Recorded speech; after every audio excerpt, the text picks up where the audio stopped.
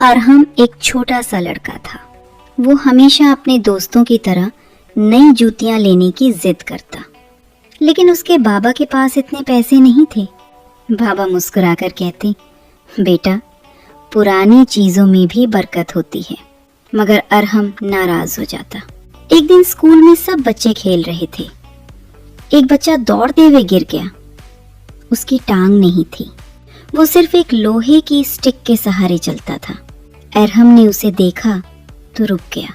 वो बच्चा दर्द से रो रहा था, लेकिन फिर भी मुस्कुराकर बोला, दौड़ तो नहीं सकता, लेकिन देखो, मैं गिरने के बाद भी खड़ा हो जाता हूँ।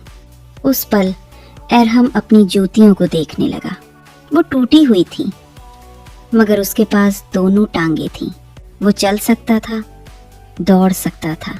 दुनिया की सबसे बड़ी नेमत उसके पास थी। घर पहुंचकर उसने बाबा के गले लगकर कहा, बाबा, नई जूतियां नहीं चाहिए, आपका साथ और अल्लाह की नेमतें काफी हैं। बाबा की आंखों से आंसू बह निकले और उन्होंने कहा, शुक्र करने वाला दिल दुनिया की सबसे बड़ी दौलत है। हम हमेशा उस चीज के पीछे भागते हैं जो हमारे पास नहीं होती, और भूल जाते हैं कि अल्लाह ने हमें क्या क्या दिया है।